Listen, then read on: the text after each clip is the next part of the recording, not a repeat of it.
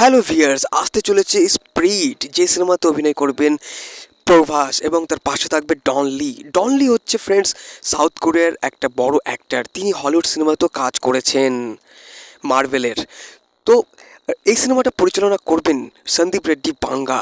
তিনি রণবীর কাপুরকে নিয়ে একটা জবরদস্ত সিনেমাও বানিয়েছিলেন অ্যানিমেল, সেটা আপনারা হয়তো অনেকে দেখেছেন। তো অ্যানিমেলে রণবীর কাপুরের একটা আলাদা লেভেল কিন্তু তৈরি হয়ে গেছিল। তো সন্দীপ রেড্ডি বাঙ্গার সঙ্গে প্রভাসের এই সিনেমা, তার মধ্যে থাকবে ডনলি এবং এবং রণবীর কাপুরেরও একটা ক্যামিও থাকবে, সেটা শোনা যাচ্ছে। তো ডনলির সঙ্গে প্রভাসের সিনেমা, তার মধ্যে রণবীর কাপুরও ছোট একটা ক্যামিও থাকবে। রণবীর কাপুরের ক্যামিওটা হয়তো লাস্ট ক্লাইম্যাক্সে থাকতে পারে। তো সন্দীপ রেড্ডি বাঙ্গার সঙ্গে প্রভাসের এই সিনেমা হয়তো সকলের মন কেড়ে নিতে পারে।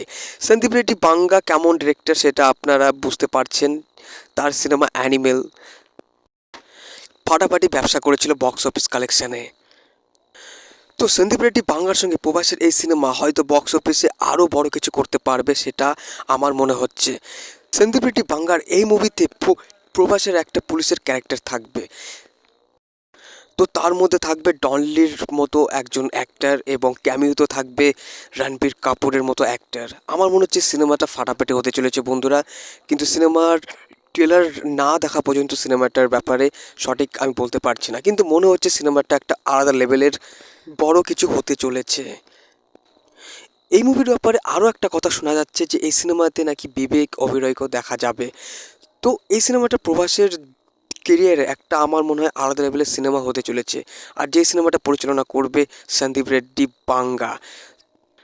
আমরা প্রভাসকে বিভিন্ন রকম ক্যারেক্টারে দেখেছি, আলাদা আলাদা লুকে দেখেছি। এই সিনেমাতে প্রভাসের একটা আলাদা রকম চরিত্র থাকবে পুলিশ অফিসারের, আর তার পাশে থাকবে ডন লির মতো অ্যাক্টর সাউথ কোরিয়ার।